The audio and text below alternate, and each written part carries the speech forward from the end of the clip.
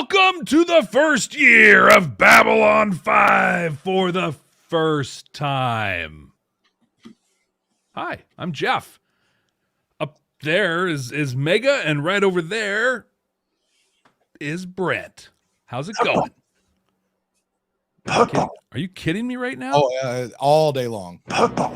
Sorry, Maggie. You don't know what you got yourself into. I have like no sounds loaded. Green. I'm wearing purple. Come on. You look great. Hey, you got to show us this, Maggie. You got to show us this. What is this thing you got going on? This is the great Centauri fashion.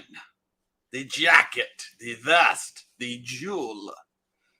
The greatest Centauri tailor made this for me. Just let your hair down is all. And you got the hair for it. You've got the hair. You could do it with enough hairspray, bro. Hairspray and egg yolks. Egg yolks, the way to go. All right. That is some old school stuff. Hey, so we're celebrating a year. It was a year ago, Brent, that you and I were like, "Hey, you want to watch this show, right? You want to do this?" And here we are a year later, and right. Pretty awesome. We got an incredible community here. Awesome stuff. Loving. I'm getting some things in here saying there's some audio issues going on. Uh-oh. If you can hear me, just go ahead and drop a 65 in the comments. There you go. And I'm going to stop talking. Brent, why don't you take this? Because apparently they can't hear me. So I want to know from you, Mega, as our special guest, why did you get into Babylon 5? I know why Jeff and I did it. Why did you get into Babylon 5? Well, first of all, I don't need you two to tell me yet, because that's one of our questions. Oh, okay. But I got into it simply because Star Trek Picard Season 1. I watched 2 episodes. I was crushed by how much I disliked it. And I said, I need some good sci-fi. And Babylon 5 was recommended by many people. So I figured, what the hell? I'll give it a shot. And I haven't looked back since. And you are where in your run right now? I am about 8 or 9 episodes into season 4. I've been watching for about 18 months, 19 months, about a year and a half, maybe. Okay. All right. I like that. Yeah, it's cool. So you are basically a full season ahead of us then, right now? Basically a full season, yes. So it's going to be hard for me to remember what happened when and keep my mouth shut, but I'm going to try my best. Well, for whatever it's worth, we just got done with the bug episode, the boogie episode, Exogenesis. There you go. That's the one. So Mega, in the chat, people are saying you got to move your mic closer, just so everyone knows. He sounds great. Everybody sounds great. Yes. Or you're in the wrong mic. Tap your mic. Yeah, that's not your mic. That's not the one you're loaded into. Look at this. This is the only mic I have. So I do not know what other mic it would pick up. If you go to hey guys, we should have done this beforehand. If you go to your settings issue and then go over to your audio. Yeah, it is the mic I have. It is the mic you have? Okay. I see no issues. Well, I think you sound fantastic. All right, it's okay. Switch something up. Is that any better? That's dramatically better. There you go. We good? Yeah, better. Okay, look at that. That didn't take long to fix it all. Hoo-ah. There you go. So anyway, Jeff, I got a question for you. Okay. Are we putting this out on the podcast feed? Was not planning on it. No. Okay, cool. So we don't have to worry about all of that. Hey, listen, you guys out there, welcome. Jeff and I, as you guys have heard, we are celebrating our 1-year anniversary. Holy freaking cow. Seriously. Jeff, episode 1, The Gathering, went out Memorial Day. Yep. Memorial Day last year. It was on Memorial Day. Yeah. Same day as Exogenesis. So Exogenesis and The Gathering for us are birthdays. Wow. That is I mean, why not? They're basically the same episode, right? Yeah. So we did that, and then we decided to invite our good friend Mega here, which love that, man. And Amos over here says, Mega, just giving you some love out. Oh, wait, let's hear. Amos says, honestly, I prefer Mega's reactions, but it's all good. Thank you. They're great reactions. Great to see my favorite B5 reactor with my favorite B5 podcast.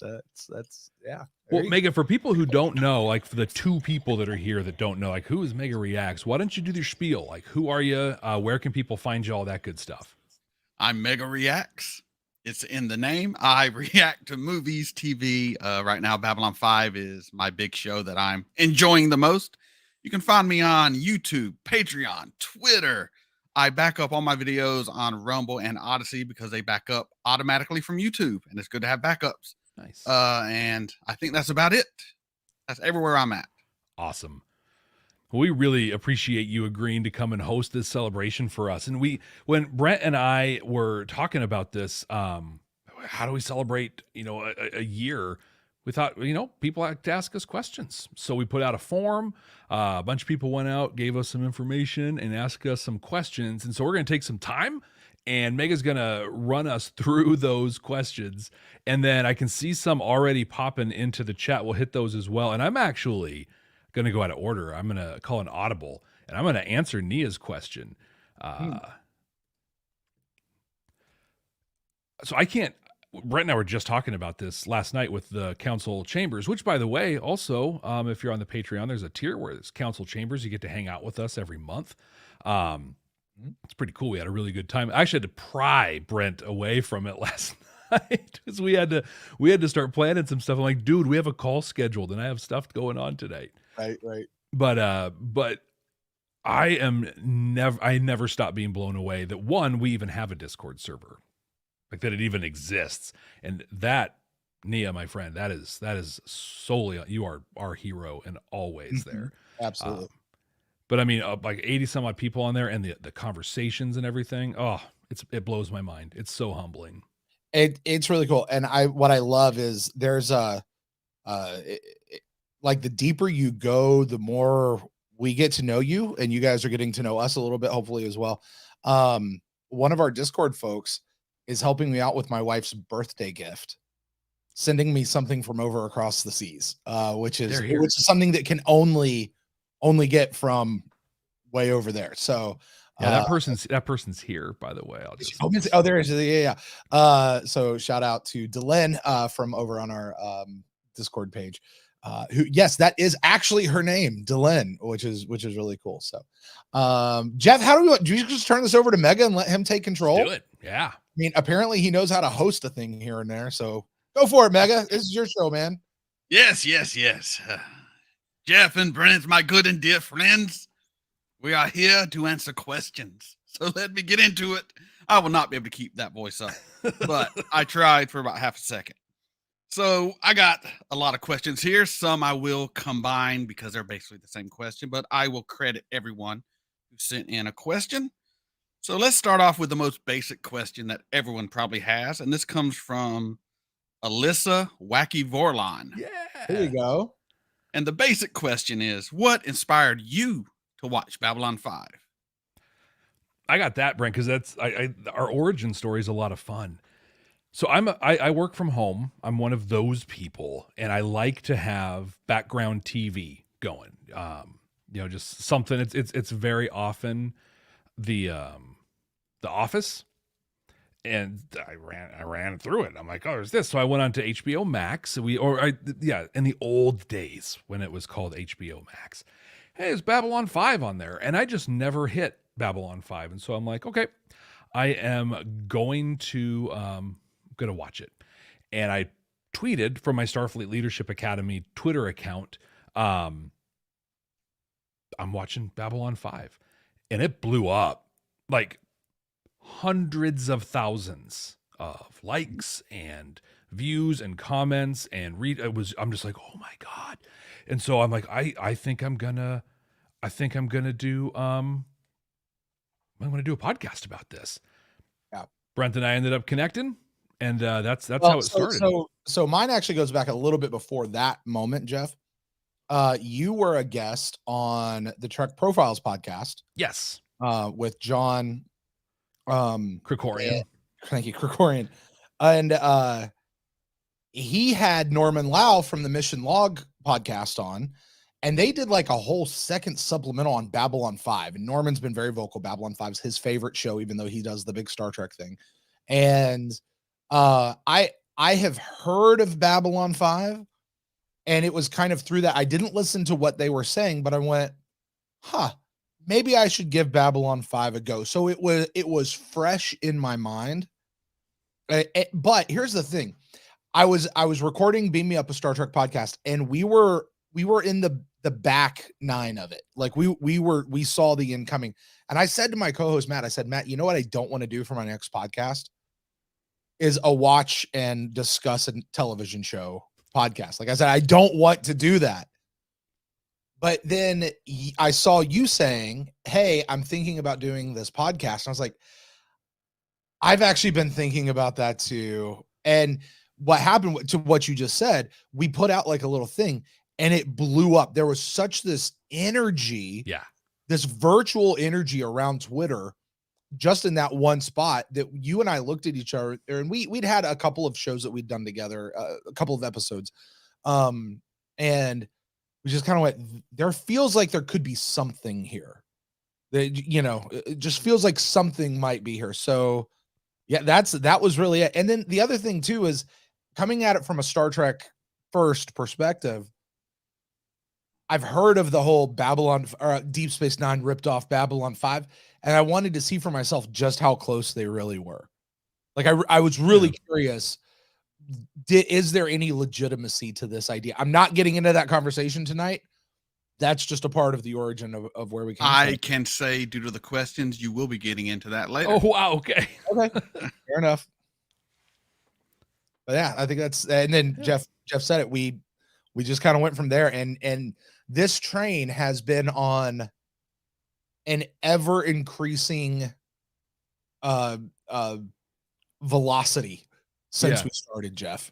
I mean, like even right now, like we are still, like our growth is still climbing, and Jeff and I are both there like at some point we're going to reach a terminal velocity, and like this is just going to be what it is, and it's blown way past where we thought it would be, so we don't even know. We're just kind of, it's like we're along for the ride now too.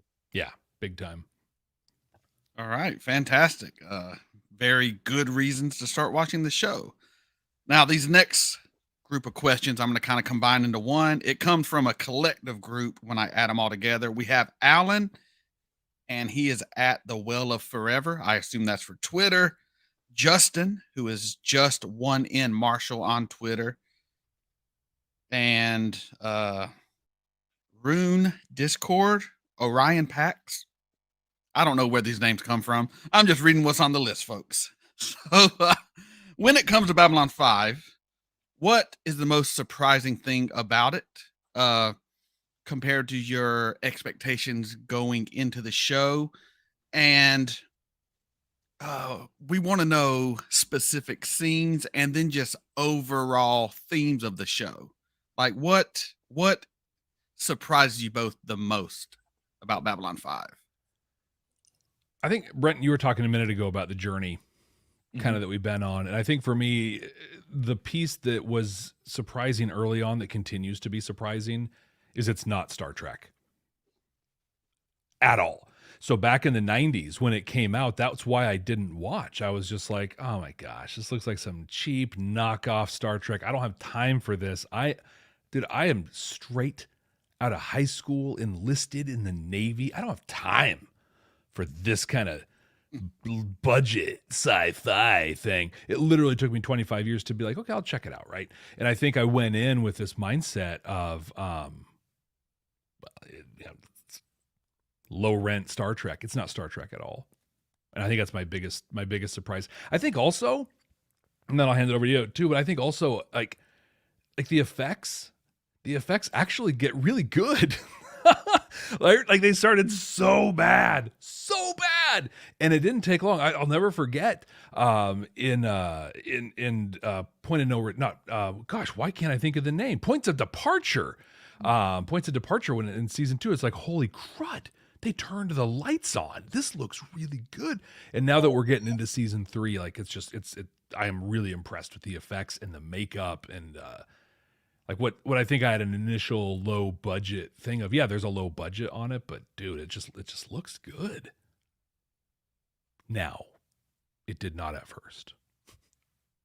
So just so I'm clear, because I want to make sure I answer. The question is, what has surprised you? like specifically about the show. Is that right? What has surprised you the most? And we want to know not only specific things, if you want to name something specific, but in overall theme, mood, just the show itself. I think this is one of the things that I've been incredibly pleasantly surprised. And those who have followed the show and followed my heel turn through season 2 might disagree with me on this. But one of the things Jeff and I knew very early on, we discussed it before we started, was the tendency of 90s sci-fi specifically to have a really rough first couple of seasons. Yeah. Like they're like TNG seasons 1, 2, and mostly 3, not amazing. A couple of great episodes here and there, but overall not great. DS9, awful for 3 seasons. Voyager got going a little faster in my opinion, but it just sci-fi in general just did not. And I know I just named all the Star Trek shows, but it just didn't. Babylon 5, I don't want to say they had a rough first season, but it certainly was their weakest season, at least so far that we've seen. And I am shocked at how good the show has gotten so quickly, because there were more good episodes in season 1 than a typical season 1 sci-fi show. And season 2, things really began to take off. And I'm thinking specifically the Long Twilight Struggle. That episode blew my mind. I loved that episode. And I'm still mad that that wasn't the season finale because it should have been. But yeah, absolutely. And then, you know, things that really take you aback when Kosh comes out and he just like goes bloop and gets that Dilgar lady off, Deathwalker. You know, just bloop, takes her out and says, "You're not ready for that. Sorry, you can't have immortality yet." What has been that was a moment. And then Londo. Londo is dead to me. I love him. He is irredeemable, and I still hold out hope for the guy. I really do. The fact that Londo has gone bad for as long as he's been bad has really surprised me. I thought that would be a short handful of episodes and then he'd be right back. And it's not yet. He's just leaning in more and more. Yeah, I remember Long Twilight Struggle. I remember that one pretty well because I did a reaction to that one. I remember I did that one in a hotel room in Vegas, actually. And like it literally gave me goosebumps. Like, you know, a show that was, 27 years old or whatever at the time, and gave me goosebumps. It was that powerful when he was sitting there watching the mass drivers and the asteroids go. I think that's the thing too that really hit it is in a very short amount of time. I think I'll speak for you, Brent, because I think it's how it happened. Like we have a personal connection with a lot of the characters. I was going to say, I've been really surprised at how in such a short amount of time, you and I have fallen in love with the show. Yeah, absolutely. And Megan, I'm sure you're there too. You just like, this is an amazing show. It really is. And we're not even to the good stuff yet. We're still getting the things that say, and so it begins. It's like, my God, at what point does it begin? Now, I must say one thing to defend my brother who dresses like me, Londo. Yes, he has done some terrible things, but if you look at season 1, he just got there before Jakar could, because Jakar wanted to annihilate the Centauri, and he could have very well been the bad guy, and he might be. I'm not done yet. I'm sorry. Wasn't Jakar like in a bathrobe with a bunch of women around him when Morgan tried to come see him? Oh yeah, showing off that chest.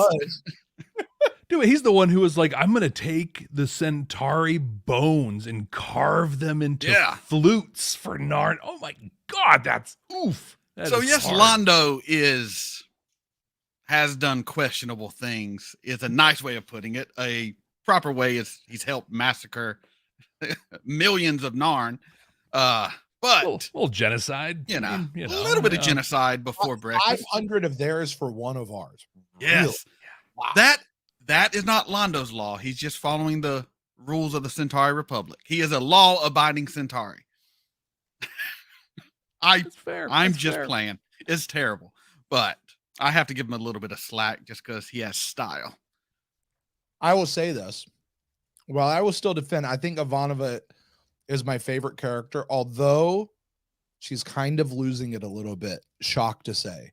Mostly because you remember those lines she had in the first season? Oh Were yeah. phenomenal. Like Ivanova is God. Oh, you are going to resist, I hope. Like she just doesn't seem to have as many of those these days. Londo is still like in the reboot. I want to get cast and I want to go play Londo. Like that's what I feel about Londo. I want to play Londo. I really do. And Mega's got the gear. He's got Yeah, the hair. Here.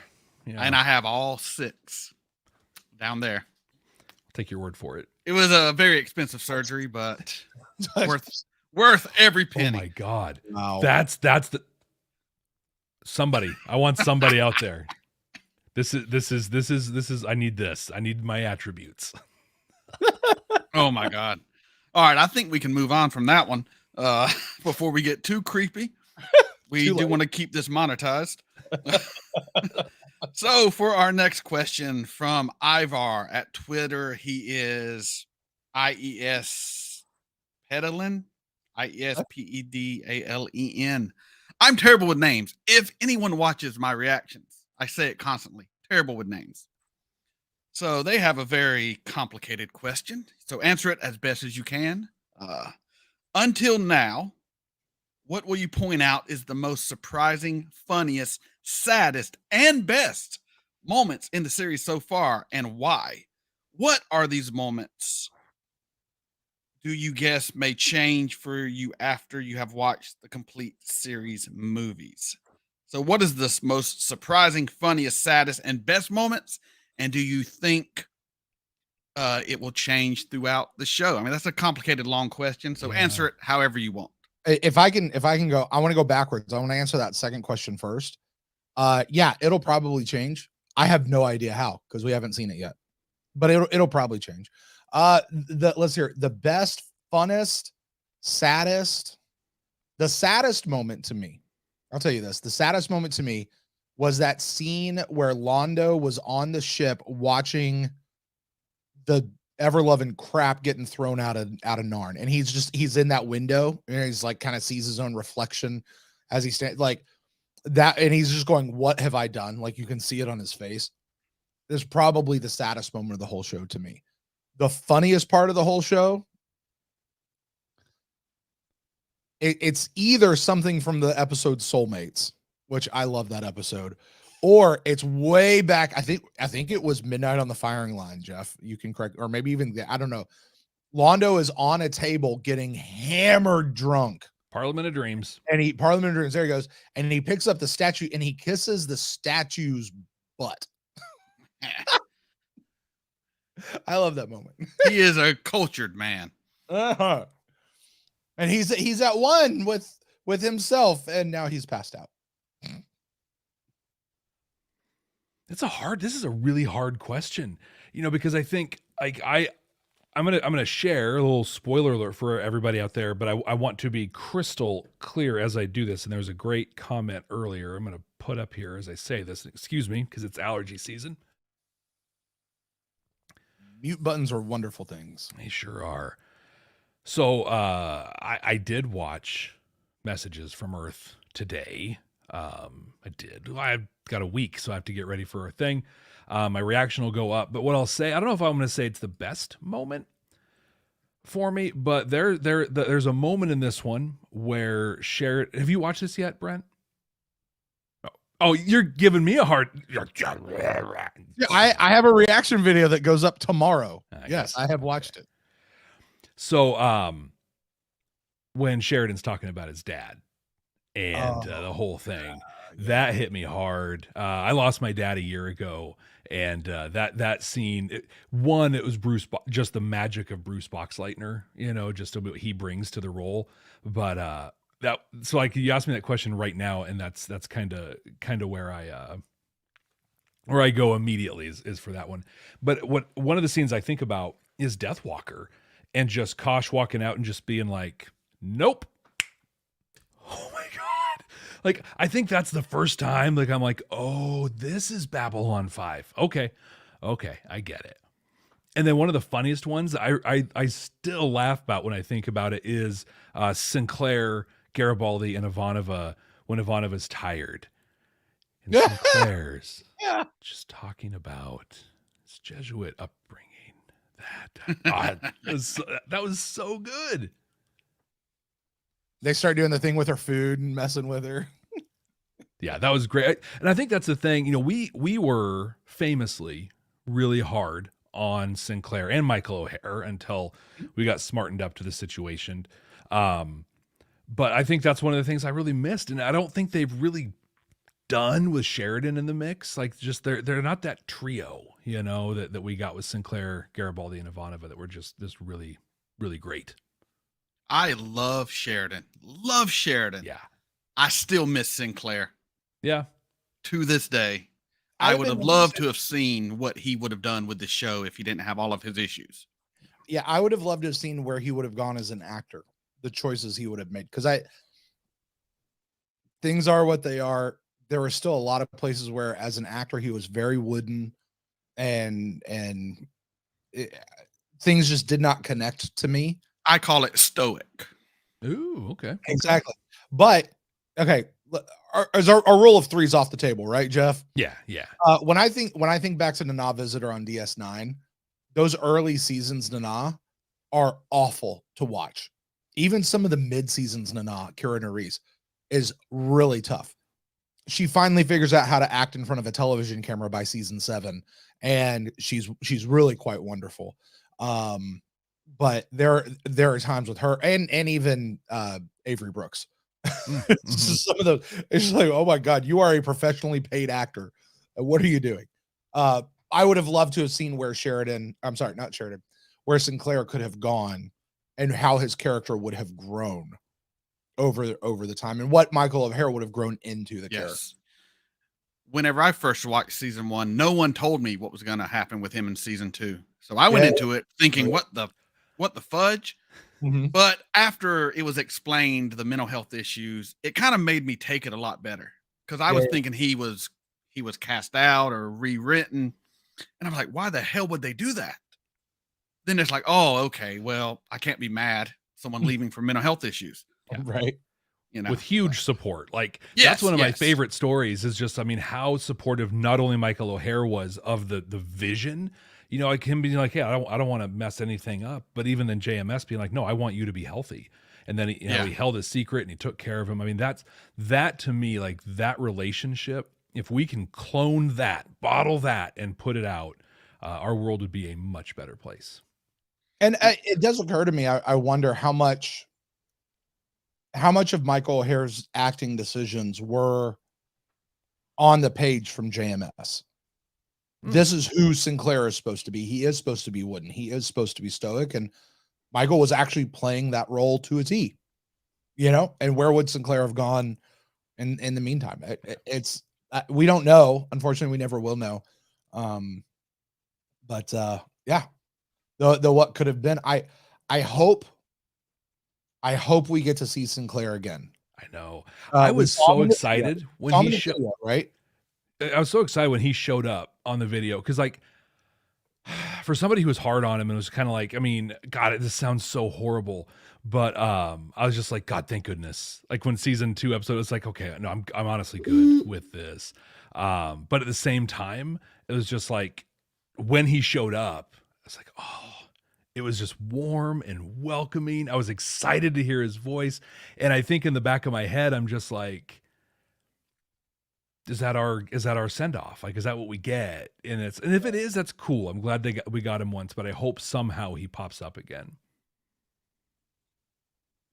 Yeah, we'll find out. We will find out. I don't know. Hey, I don't know. I don't know what happens. Hello. All right, let's go on to the next question. This is from Patrick from Colorado. Yeah, Patrick. All right, yeah, Patrick, you got a fan club out here, Patrick. We love you. Just a minute here. All right. All right. Now that you are approaching the halfway point of the entire 5-year series, I'd like to know what you think of the trajectories of the characters. Londo, Jakar, Delenn, Sheridan. They didn't say Ivanova, but I'm going to throw her in there too. So what do you think the trajectories of the characters are from where they were first introduced to where they are now in current viewing? So where were they when you first started? Where are they now? What do you think their trajectories will be into the future? I'm getting really interested in Jakar and his trajectory. I was just thinking about that after Messages from Earth, and just his little, really ever since he Dust to Dust, right, when he beat Londo and within an inch of his life.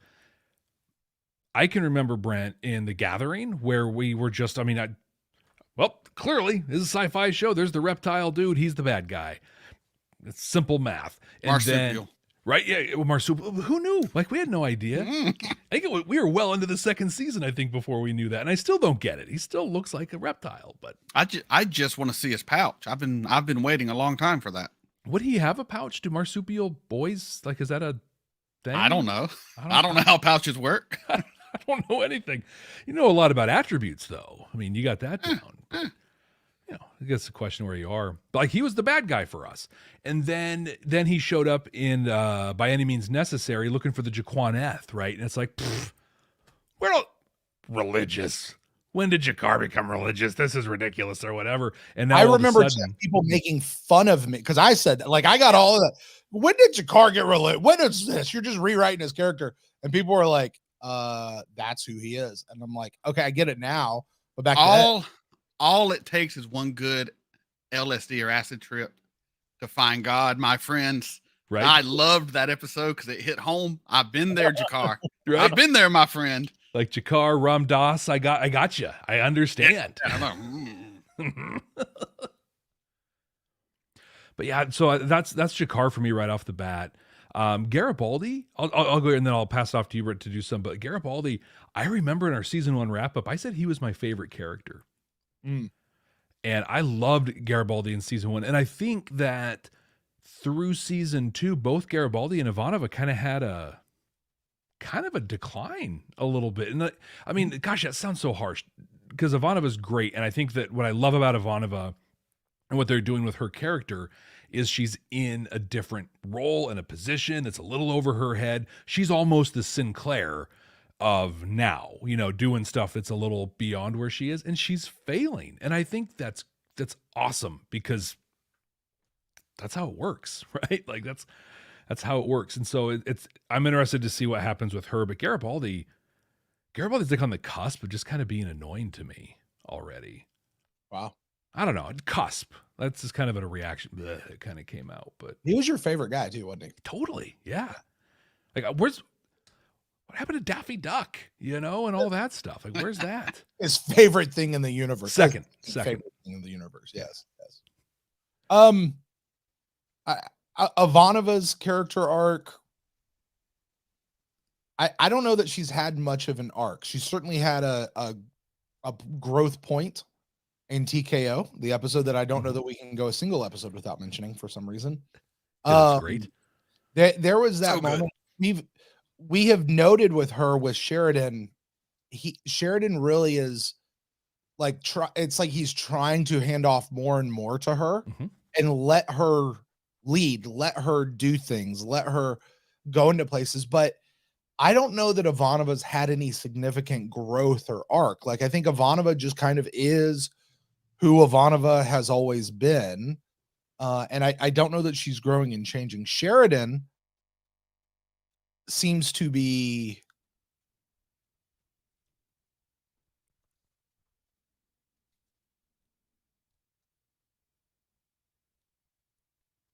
did he freeze? No. no. I'm just sorry. Welcome to Recording with Brent. It's like, Yeah.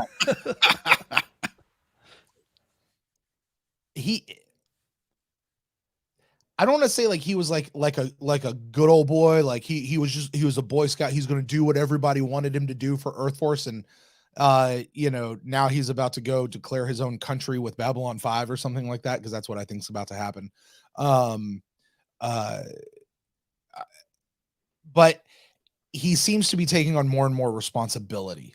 He's having this growth, but again, is Sheridan still largely the same character now that he was when we first met him? And I think he might kind of be. Delynn has changed quite a bit, obviously just with her physical change. But she, you know, she was so into Minbari stuff, and now she sort of definitely seems to have more of a galactic view than she ever did before. That seems to have grown quite a bit for her. So I was going to say that's Sheridan, because Sheridan, when he first came on, he was the captain of the Agamemnon, and I run my ship and I do this. And then Yeah. he's like, I got this station and this whole big thing, and he's starting. I feel like from a political standpoint, and he's starting to see more of that. I think Delenn is the one who I haven't seen it. Like, she went through a whole change and a chrysalis, and it's like, well, you look a little different. You're still pretty much the same person. Yeah. Yeah, I don't know. It's an interesting piece. I want to see where they go. I'll tell you one person I think who has changed drastically when you talk about an arc. Jeff, you nailed it with Jakar, but Londo. Yeah. I mean, Londo's arc from a guy who he's an old Republican. You know, his empire has fallen. The glory days are over, and he's realized that all of that stuff that they used to think was important is not important. I forgot how to dance. Yeah. You know? And then he got into, what do you want? Oh, I want my republic to be the best they ever was, to reclaim their place. And that's what he's getting. And I keep needing him to be like, shoot, this is not what we wanted. This is not actually what we wanted. But he's just digging his heels in. Yeah. And that arc. So I you know, Londo and Jakar are the arc so far of the show to me. I'll tell you somebody else who is in the middle of an arc though right now too, Jeff, and I know you would agree with this, is Veer. Veer is a huge arc. He is way different now. The way he stands up to Londo and other people in ways that he wouldn't have in season 1. I can't wait to see what happens with Veer as he goes forward. So yeah. Well, he was a joke, you know, for I remember in Midnight on the Firing Line, like it was a joke that he was, or not Midnight, but Born to the Purple. Londo was with Adira, and so he sent Veer to go do the negotiations on the Ragash 3 stuff. And it was a joke. Ha ha ha, look at you can't do it. And now all of a sudden, like, he's standing up to Sheridan. You know, he's going up. His hair's growing just a little longer each time. Mm-hmm. All right. There's a lot of other people, but very good. Yeah. There's a lot of people. That's a complicated question. We could do an hour just on going through the characters. Yeah, that's a whole, like, when you're done with the show, wrap it up. Let's have an episode on the character arcs. Yeah. Now, this next question, we're going to piggyback off that last one just a little bit. This is from Petros Man, or Petros. I think he's in the chat. I think I saw his name. So he was asking about the expectations from watching Babylon 5 through the different seasons, which you kind of covered. But he really wants to know, or they really want to know. I don't know. So it seemed you didn't really, I'm guessing the both of you didn't really enjoy season 2 as much as you did season 1. But so far, it seems like you're really enjoying season 3. Would that be a correct assessment? And what about season 3 or season 1 do you like better than season 2? I think overall, I actually enjoyed season 2 more than I did season 1. Jeff and I think are in two different places on this. I described season 2 as being this roller coaster. The highs were really high, the lows were really low. But whereas season 1 was just kind of right in the middle, like its highs and its lows were kind of static all the way through. I think Jeff kind of flipped that on me for season 1 versus season 2. But I did like season 2 better than I did season 1, just to be clear. But there was a whole segment of season 2 that I did not like. I did not enjoy, and was I maybe it'll be different for me on the rewatch, but I just did not enjoy it. But the season as a whole, the parts of season 2 that were great were so much better than anything in season 1. So far in season 3, I don't think we've had a bad episode. Yeah. In 8 episodes I've watched, there have been some I've like, I don't like the whole bomber one. I didn't care for that much, but I didn't hate it. You know, this last one with the bugs, I didn't hate it. Actually, I found some really cool stuff in it. A lot of people out there really kind of seem to hate the bug episode, and that's okay. I don't think there's been a bad episode yet of season 3. So certainly season 3 is a highlight for me so far. Jeff, how about you? I loved season 1 because it was sci-fi. Like it was just like it was a sci-fi show that had sort of the monster of the week-ish sort of a thing, but started threading things together. It was a really great way to introduce you to this new world. And I think it was I think it made it accessible, right?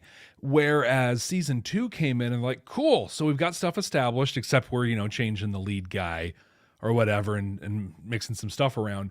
But now we're going to start planting seeds all over the place that mean, and I saw a comment in there, we're going to plant seeds, the geometry of shadows, that when you first watch, you're just like, what? Why? This is ridiculous. It makes no sense. Those techno mages are super cool. Everything else, there's a lot of talking and whatever.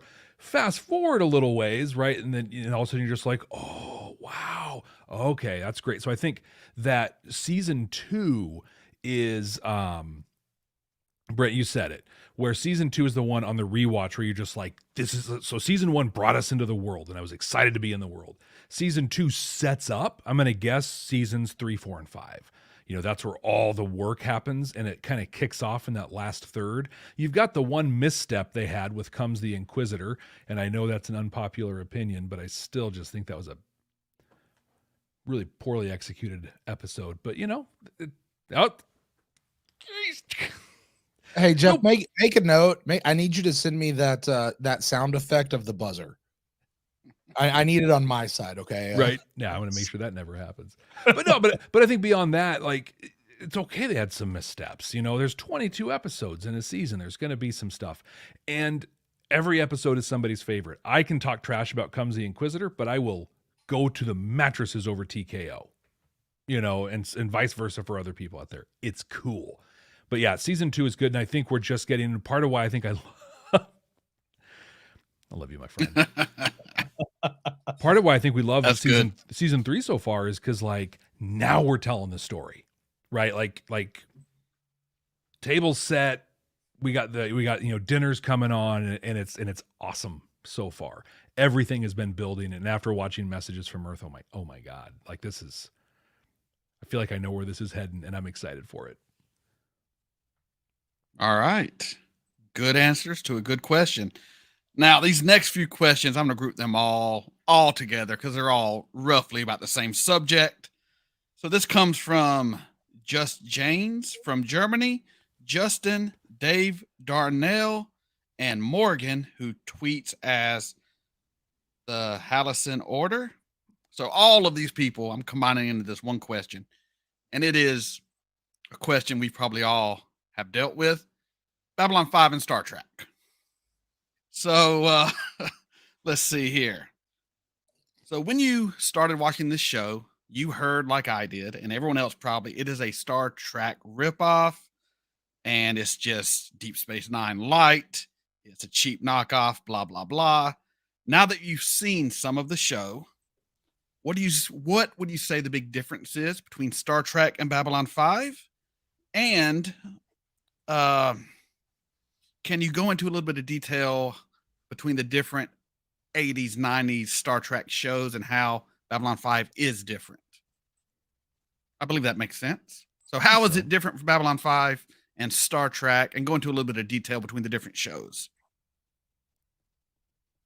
Well, I think first, just to clarify, my understanding, and Jeff, I think yours as well, is not that Babylon 5 was Deep Space Nine light or that Babylon 5 ripped off Star Trek, but the other way around.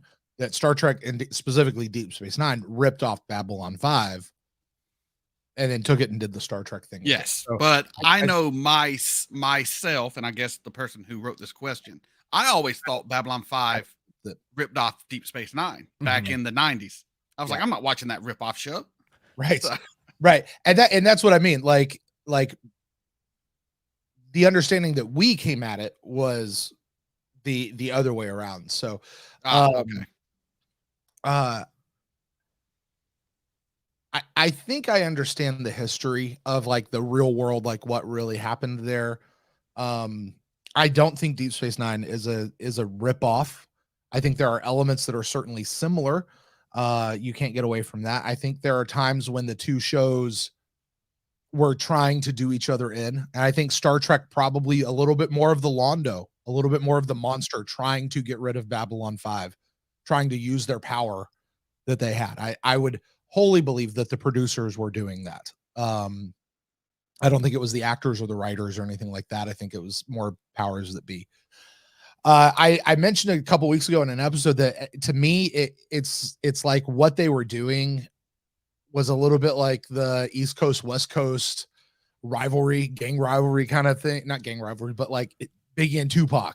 Except with Biggie and Tupac, people died. I don't think people died over Star Trek and Deep Space Nine. But as far as like what's the main differences between them, one definition that I like a whole lot is if Star Trek shows us what it's like to have achieved enlightenment and be in the Federation and all of that, Babylon 5 kind of shows us the path of how to get there. I don't know if that actually holds up. I don't know that I've seen enough show to say that that actually holds up, but I like that as kind of a baseline for where they go. But I agree with Jeff. I don't think Babylon 5 is Star Trek. And we knew what we were doing when we started the show to say that it's not a Star Trek podcast. We said that very clearly. Mm-hmm. But we also, we're going to look for the Star Trek-like messages. And we said for people, how could you compare this show to Star Trek? And like, how many times, Jeff, particularly in season 1 and season 2, did you and I go, we are not comparing the show to Star Trek? In fact, I think if you go back and look, we reference other non-Star Trek material to compare the show to way more than we do Star Trek anyway. Like, and it's not, we just use it as a gimmick. And Mega, I saw the tweet exchange you had with JMS, my friend, not too long ago. I did indeed. Uh-huh. He called me out. Was it true? Did you really start off by saying this ain't Star Trek? Is that how you started? No. If I remember correctly, and it's been a hot minute, my first episode of Babylon 5, I went into it saying I'm measuring it against Star Trek, because that was my reference of sci-fi for most of my life. And I quickly, within 3-4 episodes, multiple times I looked into the camera, this ain't Star Trek. Yeah. And that's what makes it so good. Yeah. And I've got to JMS seems like he's perspective enough out there. He knows what's going on. I would assume he's aware of us. I've got to imagine he just sees our title and he sees the basic piece and he hates us. That's in my head. JMS hates us.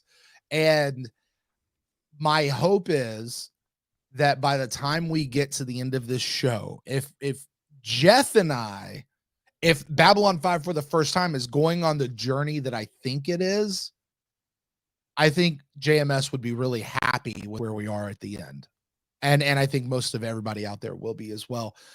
It's just a guess. I see it coming. I think this is where we're going, but I think that's how we're going to wind up. But I can only imagine that it's rough in these first few seasons. Jeff, how about you?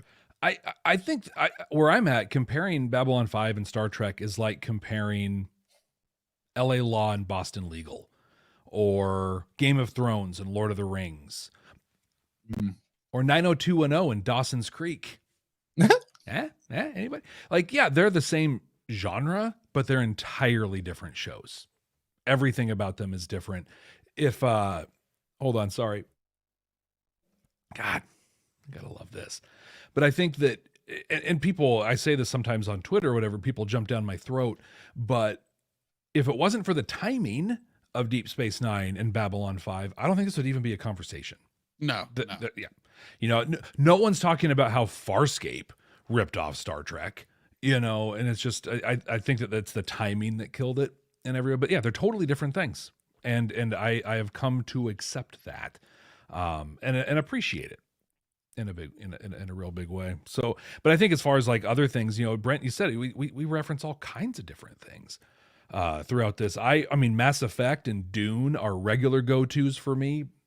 I even reference Rush all the time. Like, so much of what happens in Babylon 5 is right out of, off moving pictures. You got Witch Hunt, You know, that's so much of what's happening in the show even so far. So I just think yeah, the zeitgeist, I've seen that word in the chat here a little bit. In the zeitgeist, Star Trek and Babylon 5 got linked together, and I think Brent and I, and maybe even you, Mega, we can see it differently because we weren't in it when that was happening. We just watch them for what they are, and it's cool. But people who are in it can't unlink that. Yeah, I'll say this too. I think fundamentally Star Trek and Babylon 5 are different. They're trying to do different things. Star Trek at its core has always been the morality play. It's always been the Shakespeare, right? That tries to do good sci-fi alongside of it, right? And sometimes Star Trek is just a good show. It's just, there's no morality. They're just putting out a fun episode and just trying to write good TV. Most of the time they're trying to do something. I think Babylon 5 is story first, good sci-fi first. You want to throw in a message here or there that is incredibly secondary to everything else that is going on. And I think that's flipped with the way Star Trek fundamentally operates. Is one better than the other? No, absolutely not. It's just the differences between the two. And the angle that we come at it with this show is just looking at it through the eyes of looking for messages. Because it's better than just sitting down BSing about an episode for an hour and a half. Right. So those are some solid answers. No agree. offense to all the podcasts out there who sit around and BS about the episode for an hour. You all do you. Damage control. I had someone I love you. I've never had someone ask me on Patreon, I think, or maybe on YouTube. They're like, now that you've made it this far into Babylon 5, how does it compare to Deep Space Nine, your favorite Star Trek show? And I'm like, I can't answer that until I finish Babylon 5. Yeah, right. But neither one's going to be better than the other. Like you said, they are different. They're different animals. And so far, I love them both. Yeah. I didn't fall in love with Deep Space Nine until I finished it. Like it made, I liked it, you know, but it was when it was done that I was just like, this is the best Star Trek. It's the best Star Trek because it takes that Roddenberry vision and it tests it. You know, people are just like, oh, it's too dark. It's too dark. No, it's not. It tests that Roddenberry vision and it proves it out in the end, but you have to watch the whole thing, which is why it's hard. And I want to give a shout out to everyone here, everyone watching, everyone part of our community. I know it's got to kill you to not give us spoilers because we can't look at it through its entirety. And so the show literally what we're talking about right now isn't even Babylon 5. Like, we don't even really know. Facts. 100%. Jeff, I like what you used to say about it. What you said this way at the very beginning is it's two shows set on a space station that are both awesome shows. Yeah. And that's about the limit of it. I like it. Yeah. Okay. So we're about halfway done with the questions here. Oh my God. We're going to give shorter answers then. We will try to speed it up a little. So I did do all of the heavy lifting at the front part of the show. So the rest of these, for the most part, are pretty light and fun. So this one comes from Yum Yum Podcast. Yum Yum. What's up, Yum Yum? What? I'm sorry. Day I'll listen to you. One day I will listen to you. I'm just not allowed to right now. I feel the same way. I actually followed them on Twitter for about a day, and they posted something, and I was like, I probably shouldn't know this, and I unfollowed. Yeah. We follow a lot of people. We mute most of them. And just as a thing too, with the animated movie coming out, we're almost not on the social media anymore. Yeah. Like I was running into landmines on Reddit, and it's just like, because people are talking about it in like the sci-fi, subreddit and stuff. It's like, no, it is dangerous out there. So Yum Yum Podcast has the question: what character did you not like to begin with, but has now grown on you? We'll throw this to Jeff first. Sinclair is the easy answer for me. That's the easy one. I really wanted to say Franklin, but he's only grown on me in the way that I would go to an actual doctor that wouldn't molest me in some way to take care of the growth. Jakar also. I would say Jakar. I had a tough time with him at first. I hate that you just did that, Jeff, because that's exactly what I was going to say. Jakar. You stole it. I did not like Jakar when we first started.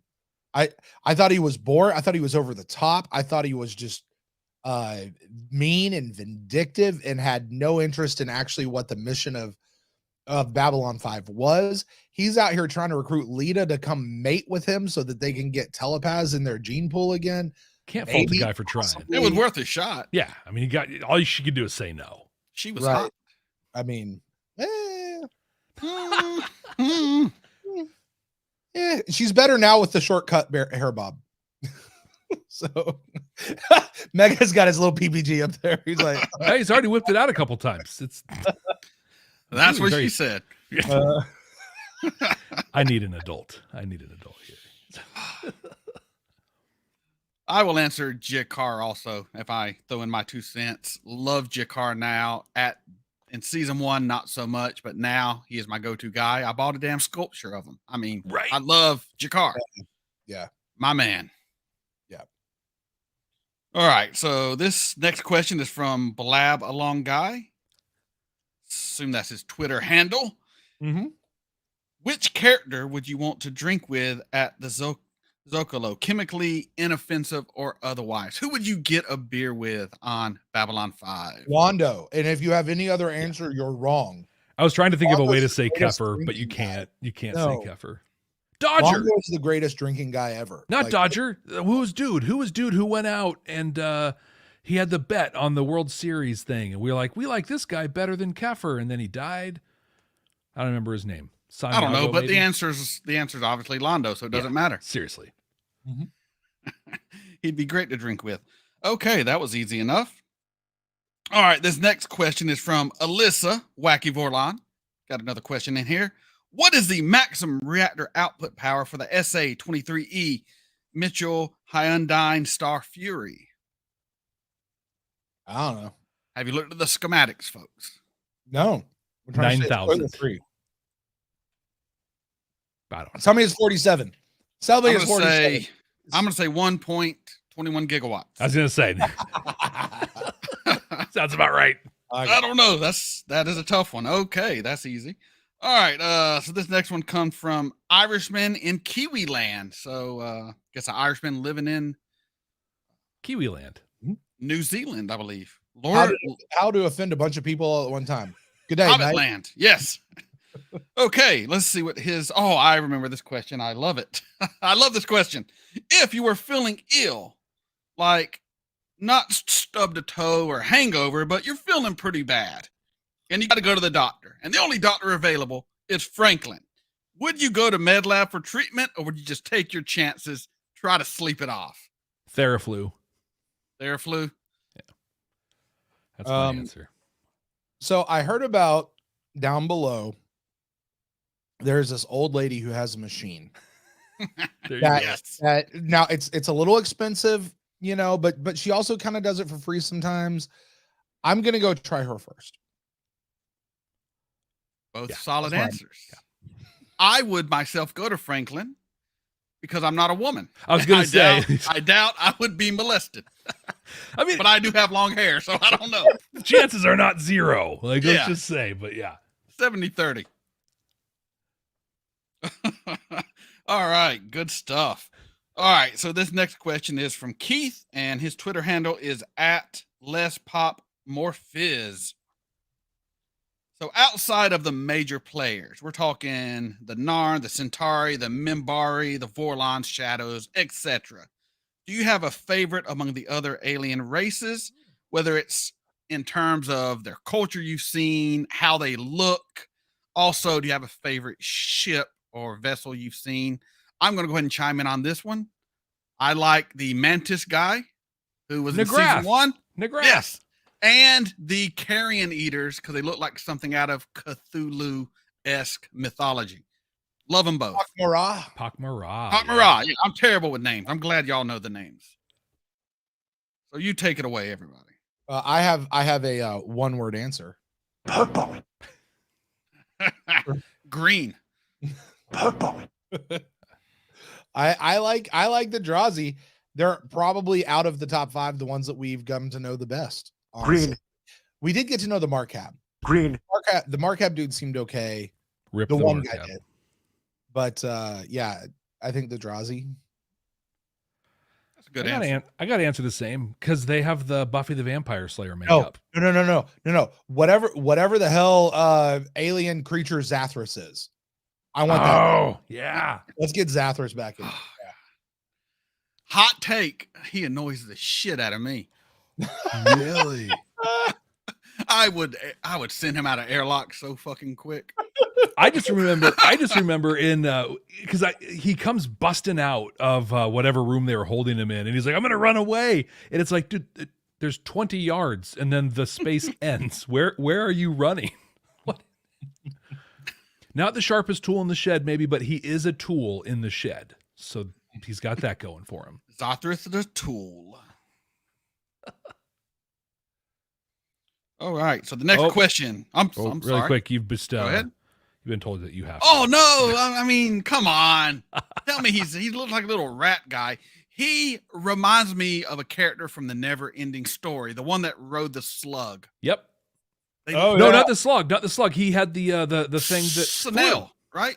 No, the snail was the guy with the top hat. Oh yeah. Yes. You are Oh, right. you're talking about the dude who was like, he was on the kite thing.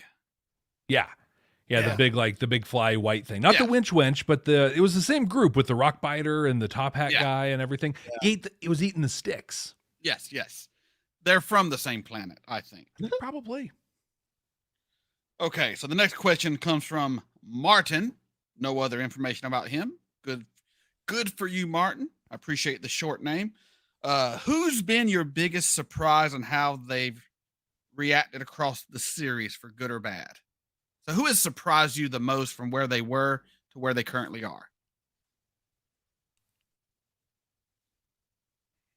I feel like there's a right answer to this. Londo has surprised me the most Mm-hmm.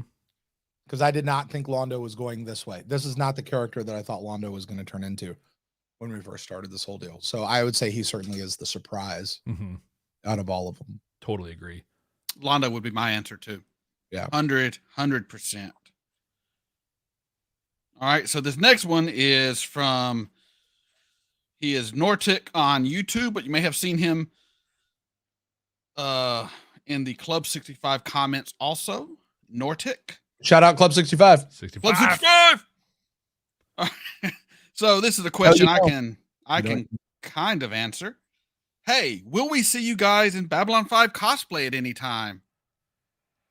The answer for Mega Reacts is yes. Clearly. Looks good. Maybe, I think is the answer to that. Got to get one my size. That's all. Oh, dude, you got the thing? Yeah. 3D printer, baby. How cool is that? Yeah, I would say in some level, yes. We've talked about doing some cosplay, and I think too. I love my printed T-shirts, right? And so probably gonna find a way to slip some cool stuff in. I got you've seen a few of them, and I've got some on order already. A couple other printed tees, so at least some cosplay, if nothing else. I would love to do the Centauri hair, but those years are far behind me. Just like my hairline.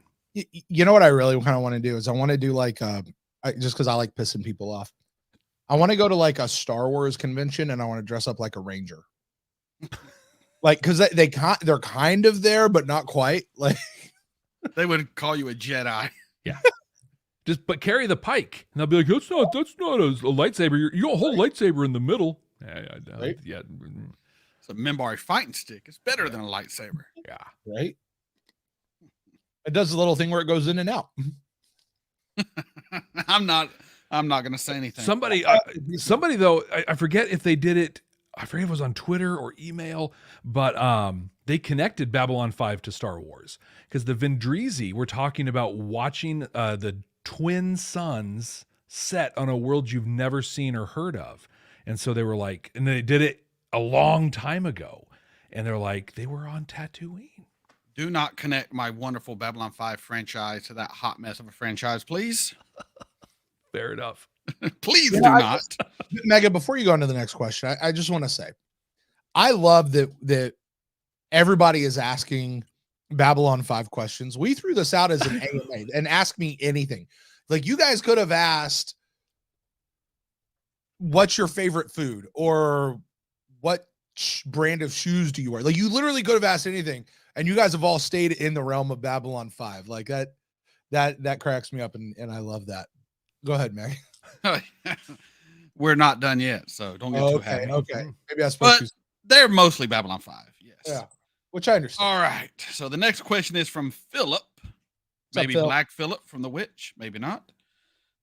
So do you ask yourself how Delyn styles her hair like I do every episode? Because I can't imagine how complicated it must be for her to wash it, brush it, then pull it all through that small gap between her scalp and Minbari headbone.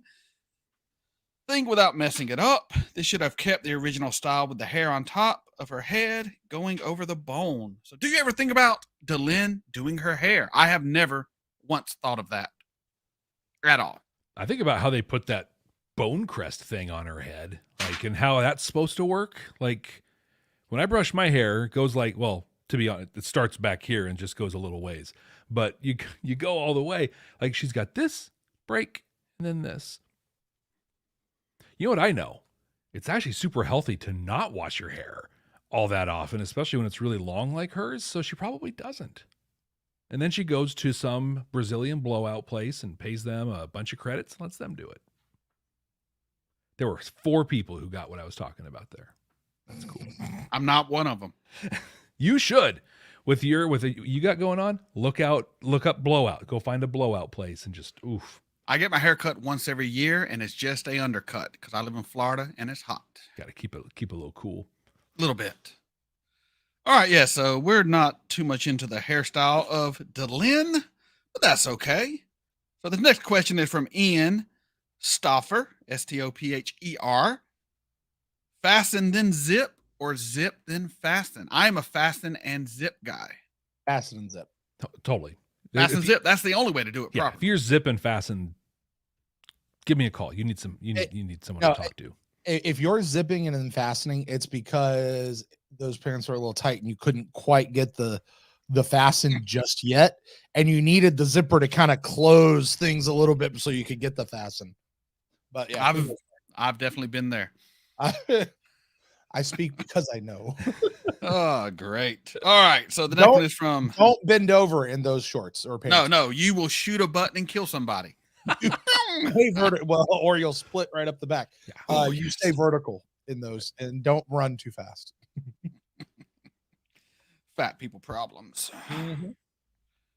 Okay. The next one is from Miggy Mac. Miggy Mac. If you were transported back to 1994 and you could tell your younger self to watch Babylon 5 first run, would you do it, or would you not want to disrupt the space-time continuum? If I could travel back to 1994, I would have other things to say to myself than what TV show to watch. First off, that's a very formative year for me. But no, and Brent called. We talked about this on one of the wrap-ups. I think it might have been season 1 wrap-up. We talked about it, but you said it was a cop-out. But I would not tell myself to watch it. I think that my lived experience that I've had has matured me to a point that I'm now ready. I am now more prepared to watch and appreciate this show than if I was 17 and started watching this. I would have been an idiot and just been blah, blah, blah, blah, 17-year-old Jeff. That is a wise and mature answer, Jeff, and I wholeheartedly agree. I'm in the exact same spot. I would not have been able to appreciate this show as a teenager. Although I would have said to myself, hey, I know you're not going to, but you really ought to give this show a chance because it's pretty good. Just get to it when you get to it. Someone asked me basically the same question. I had the exact same answer.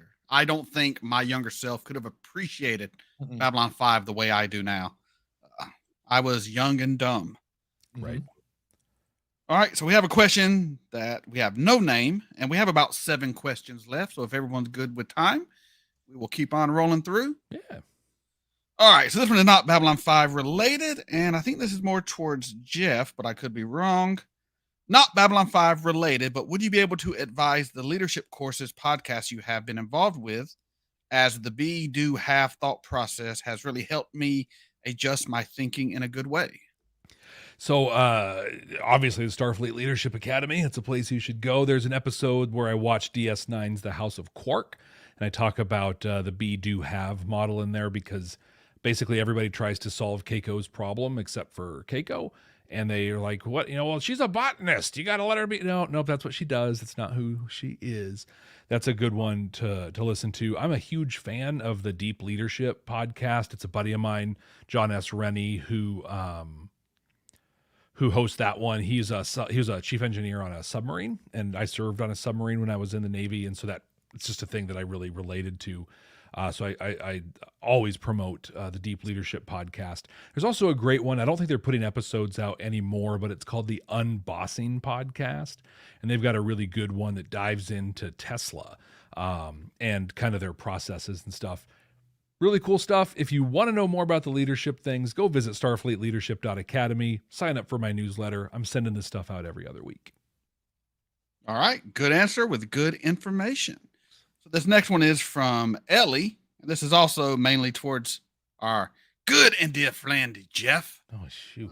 Less of a question and more of a grievance with Jeff in question form. To be honest, why do you continue to pretend TKO is good? It is not. I am reading the question. I do not agree with the question. I love Bloodsport in space. Yeah, it's a beautiful episode. And I'll tell you what, I don't know if anyone from Gray 17 is on here, but I'm going to promote the heck out of them. Go listen to their TKO episode. I joined them for that one to help justify why it's good. And here's the thing. I am going to get on my soapbox on this one. You know why people don't like this episode? Because they don't understand it. And instead of seeking to understand and learn and open yourself up, you just go, oh, it's a stupid fighting episode, and you write it off. No, it is a beautifully written episode with flaws. It's a season 1 episode. Right? So I'm not going to tell you this thing is like a perfectly executed thing, but it's written beautifully. It's amazing. It tells this incredible story. Not only everyone can look at Ivanova's story and be like, oh yeah, it's amazing. It's so great. And it is. It totally is. But the Mutai is the same story told through a different medium and told just as well. It even leads in with a whole piece of like, Smith started out as a speciesist in there, but he came around, he grew, he listened. So did other people in the crowd. Oh God, it's a great story. And if you don't like it, it's because you're lying to yourself and telling yourself that it's bad. That fight did more for human-alien relations than anything else I've seen in Babylon 5. For real. They came together. They were chanting as Smith, Smith, Yes. Smith, Smith. Great episode. To hell with whoever says otherwise. Yeah, seriously. Dude's got a PPG. Watch the episode. Like it. Like it. Love it. All right. This next question is from Dave Darnell, and it's for me. A question for me. Love it. What advice would you give Jeff and Brent at this point of the series? Hold on to your shorts. You think you have a grasp on what's happening and what's going to happen. You don't. Just go along for the ride and enjoy yourself. That's really all I can say. I mean, yeah. I love that you think I'm wearing shorts. Just leave that out there. That's okay. That's okay. We Megan all need to breathe just free. went, I'm not wearing shorts either. I got all my clothes up top. I'm in Florida. It's hot. Yes, sir. The boys got to breathe. Yes, sir. All 6 of them. Exactly. Okay, yeah, we are cruising along. We have 3 questions left. So this is from Dave on social media. He is Professor Pod. When you are impatient with someone, either out loud or in your head, do you say, yes, yes, hold on in Londo's voice? Is Londo living in your head rent-free? No, but he will be now. I know. It just He will be. If somebody's sitting there, I'm be like, yes, yes. Yes, yes, yes. Dude, I will say a phrase that does often run through my head that I don't often say, and I should say it more often, is I do the touch this. That one, and the woohoo. That one, those 2 Londoisms are in my head often, but I'll get the yes, yes. Was it last week or the week before? I forget which, but I think I even put this on Twitter, but I was like, I was talking to one of my team members who is retiring, and she was having a hard time around like, I don't know if it's going to this. I'm not, I'm stressed out about stuff, and I just looked her in her virtual eyes on our team's meeting, and I said, "Faith manages." There you go. And it blew right past her. She didn't catch it. And immediately in my head, I'm just like, "Hi, my name's Jeff Aiken, and I'm a Babylon 5 fan." Hi, Jeff. There are worse things to be. True. Okay, so let's go on to the next question. Let's see.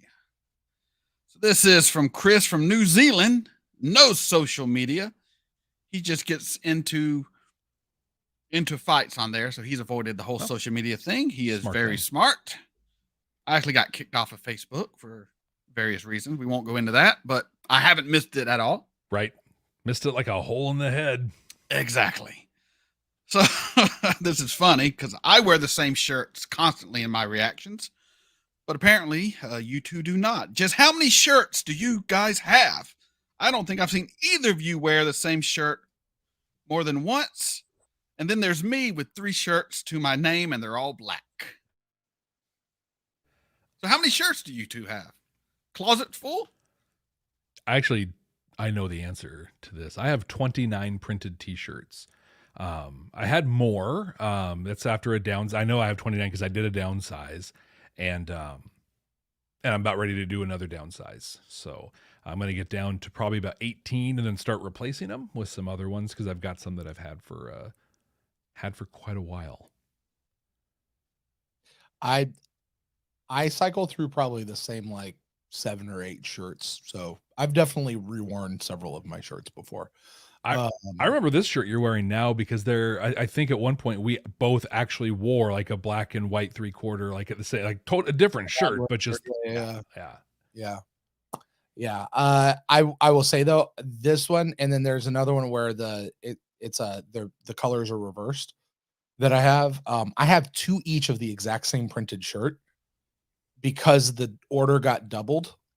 And so like I literally got 2 packages of the exact same shirt. So sometimes it looks like I'm wearing the same shirt more than one day in a row or more than I should, and I'm really not. They're actually just 2 He's got a closet with just 2 t-shirts, like 40 of them. It's just the same 2 over and over but again. I legit had a friend of mine when I was living in Korea who had a Fred Flintstone wardrobe.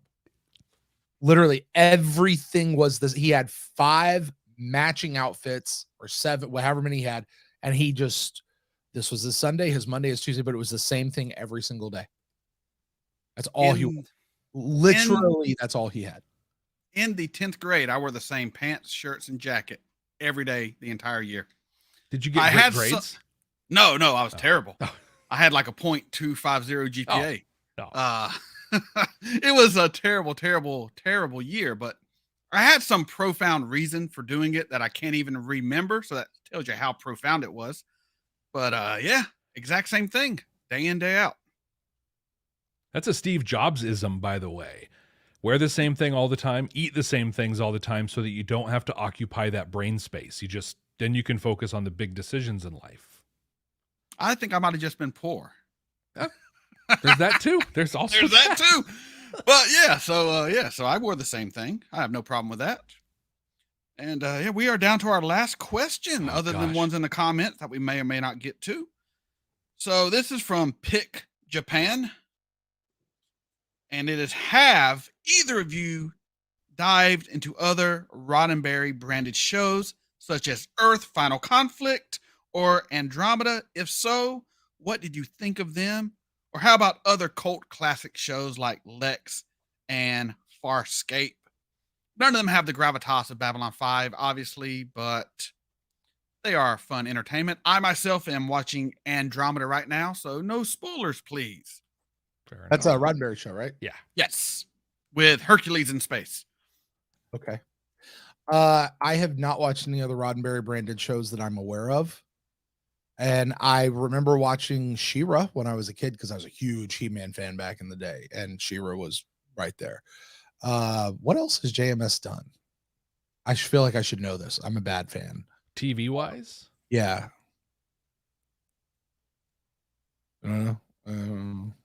Sorry. Everybody in the chat's like, ah! Right. They're out. The numbers are dropping right now. Out, Right, out. right. How dare you? Since 8. Murder She Wrote. I saw some Murder right. She Wrote. Quite a bit of Murder She Wrote. I have not seen Since 8. We should do Since 8. Captain Power. Okay. I saw season 1 of Sense8. I remember nothing about it. So I don't know if that's good or bad. Probably bad. Gargoyles. JMS was a Gargoyles writer. Okay. Real Ghostbusters. I remember Real Ghostbusters. Yeah, this is Yeah, that was good. Makes sense. Okay. I watched a little bit of Andromeda. It didn't. I remember when it came out. I think that I was actually, because that was late '90s, wasn't it? That Andromeda came out. Am I right? I think late 90s, maybe early 2000s. Yeah, because I think I was in and getting out of the Navy when that was a thing, and I was coming out of the Navy into a life as a musician, and I was on the road, and I just wasn't watching a whole lot of TV at the time, and so I didn't really. Didn't watch a whole bunch of it. But as far as other cult classics, tried multiple times to get into Farscape, haven't been able to. It's on our roadmap for the first time, roadmap for us. I got into some of the British stuff, right? Doctor Who, of course, Red Dwarf, love me some Red Dwarf. I think it was in 97 or 98. I was in a band in San Diego, and we were working on our first record for a small record label that put us on tour down through Mexico quite a bit. And if you've never recorded an album before, especially back in the days of analog tape, that is a long and brutal process. As a drummer, of course, I got it all good on my first take. I nailed it. But when we were waiting for our guitar player to freaking lay his parts down, bass player and I spent a lot of time watching Red Dwarf. If it wasn't for Red Dwarf, our band probably would have broken up about 9 months sooner than it did. That was a total tangent on other stuff, but yeah, old Battlestar Galactica, Buck Rogers, really quick fun Buck Rogers story. If anybody remembers Buck Rogers, when Hawk showed up, I was like 5 years old. We lived out on a country place with some acreage. We had a riding lawnmower that my dad would use, and he'd finished doing the lawn, and he was sitting up top drinking a Schlitz malt liquor because that was his go-to of choice. Oh man, but he's sitting up on it. I wanted to climb up there with him, so I reached out for the first thing sticking out so I could pull myself up and climb. That was the muffler that he just finished using, so it burned the hell out of my hand. And went in, my mom had it in a bowl of ice, and I'm watching Buck Rogers, and it's not doing well. Like it's blistering up pretty bad. My dad's like, "We got to take you to the emergency room," and I'm like, "But Hawk, look at that." So he made me go on a commercial break. We made it, and in the waiting room of the hospital, they were watching Buck Rogers. I maybe missed 2 minutes of the whole thing. It's perfect. Yeah, I can't imagine why passing time you'd remember Erin Gray more. You know, they had to actually sew her into some of those costumes that she wore. Yeah. Never watched Hawk. Missing out. Buck Rogers. He's a character on Buck Rogers. I've never watched. Well, that shows how much I know about Buck Rogers. Yeah, I'll tell you what. It did. I tried watching it again a while ago. Did not age well. Unfortunately. That's all the questions. Yeah. That is all the questions we had submitted. So, well, let's do this. We've had a lot of questions come through in the chat over here. Hey, Jeff, I'll if you look, there's a section that says live versus starred. Oh yeah. I've starred a few of them. If you just want to roll through those, and I'll keep looking. So I want to people, you guys who've been hanging out with us live, the 150 of you or so who are out there, you guys are awesome. You're amazing. Several of you guys have dropped questions. We want to honor that, but we are coming up on the end of our show here, so we're gonna hit these like rapid fire super fast. And Mega, please join in on these answers as well. okay, good deal. Please do. There's one that's come up. It's here recently. I don't know if you started it or not, but it's come up a few times. Are we going to watch Crusade and the movies? The answer is yes. And we know how we're going to watch them. We're not going to talk about it now, but we don't want to be persuaded otherwise. We have a plan, and we're going to be sticking to it. But yes, we'll be watching the movies and Crusade. Yes, indeed. Are you asking the questions now, Brent? Is that what's happening? Yeah, Or- yeah. You go ahead I and don't ask know. the questions. I'm just going through the chat to star the ones so they can be added into that. So, All right, so I am asking the starred questions.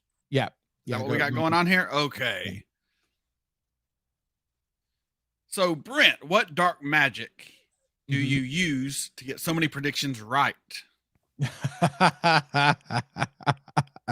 a good question. I'm curious. That is so here's the deal. My wife, I love her. She is amazing. She is 1,000 times better at it than I am. She just is. We would watch a lot of those like Monk, Psych, like those kind of shows. And within like the first 3 minutes before they'd go to opening credits, she'd be like, yeah, it was that person right there. And I'm like, how did you know that? That person just walked in the background. And she was always right. And so there's been a little bit of training, I think, from that. But the rest of it, I think, is just observing, knowing how stories work, kind of feeling out where the writers go and what they're going to do. And just kind of going that way. And some of it's just sheer dumb luck, to be honest with you. But as my friend Matt over at Beam Me Up would say, like, I tend to be pretty good at predicting stuff. Like I tend to get lucky on a lot of guesses. So yeah. All right, fair enough. The cat has entered the There we screen, go. by the way. So, Oh, Brent, yeah. we have another question for you, and I can answer this as someone else who lives in Florida. Yeah. Brent, do you have serious allergies going on? Florida is brutal right now. At least it is where I'm at. Allergies is. for chicken. It is. I used to have allergies really bad as a kid. I'm fortunate that I'm actually it's not so bad for me these years. I say that to watch it blow up on me. No, what this person I'm sure is referring to is the pink, the red, the overall. A lot of that is the light picking stuff up and camera highlighting it. But also I just my skin tone, my family's skin tone, because it's not just mine, like my uncles, my dad, my or I'm not my dad, my mom, grandparents, we tend to do this thing where like you ever had like those glow in the dark toys and like you had to charge them up, like you put them up by a light and you charge them up and then they'd come back and they'd glow. My skin does that with the sun. Like, let me go outside and like Mega, I live in Florida and I am outside a lot. And do I wear a lot of sunscreen? No. You know why? Because I don't have to. Because you think this is a sunburn and it's not. Like, this does not hurt. It's not a sunburn at all.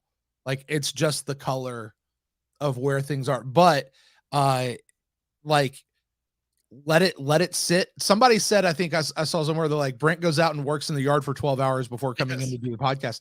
Yeah, that's usually about right. Like, I've been at the ballpark, I've been at the football field, I've been outside playing with the kids, I've been out in the pool, whatever, before coming in to do this. But you let me go for like a day or two inside and this all smooths out and it's just this nice little golden tan color. So it's just how my skin works. So All right, good deal. So we have a super chat from Jacob S. We're going to ask. So his question is, name one Star Trek actor, actress you wish could be on Babylon 5. I'm going to pop off with my answer. I would love if Babylon 5 opened up a tailor shop and a simple tailor took a position there named Garrick. It would be amazing. Andrew Robinson would be my choice. It's a great choice. I gotta think about that. Because after that, I'm immediately thinking about Gold Dukat, right? And having Marco Imo on there. I think pretty much any Cardassian's going to fit in very well into that. But if I go, are we talking actor or are we talking? We're talking actor or actress. So I said Andrew Robinson as the actor, but I would love to see Garrick come over to the show also. But anything Andrew Robinson plays is amazing. He's a great actor. Yeah.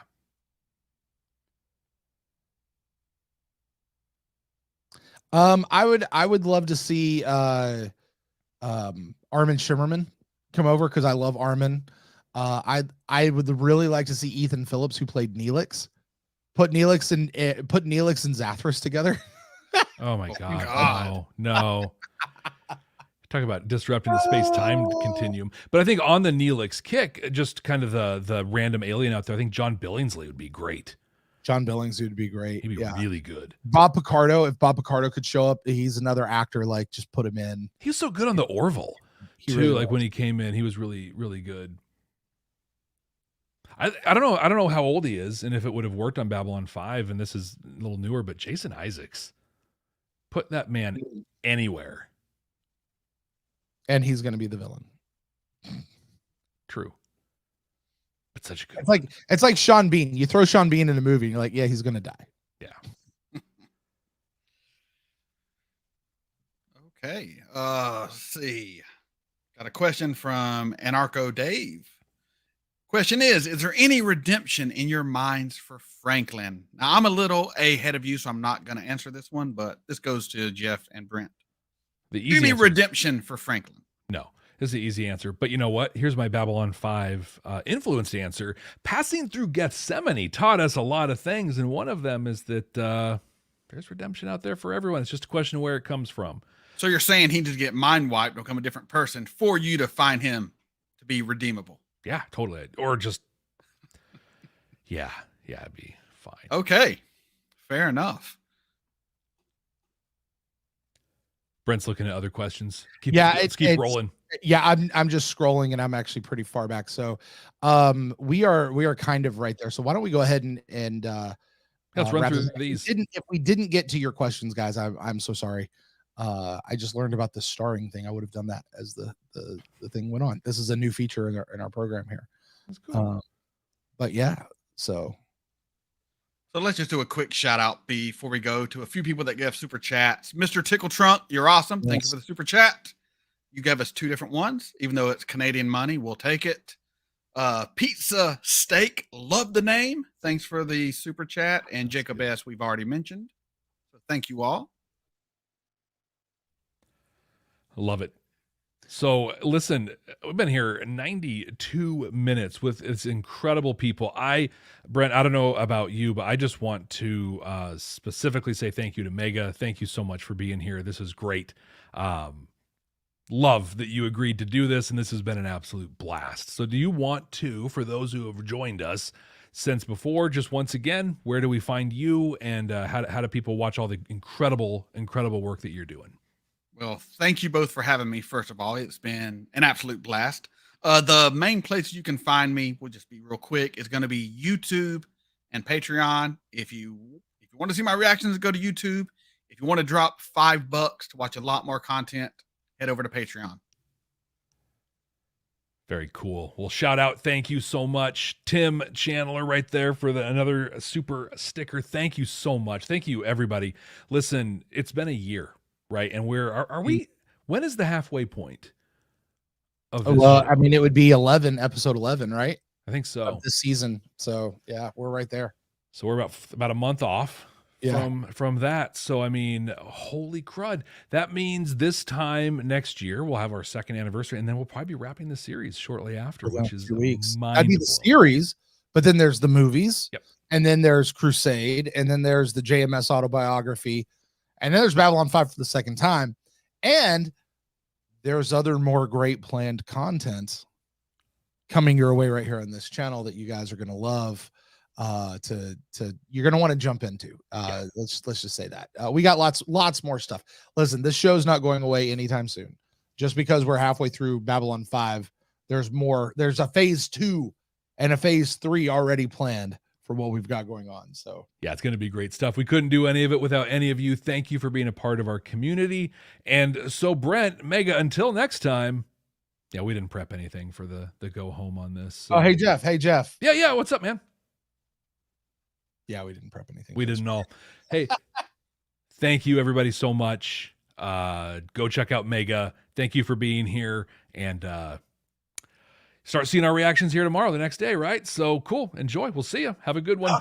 Purple. Purple. Purple. Purple.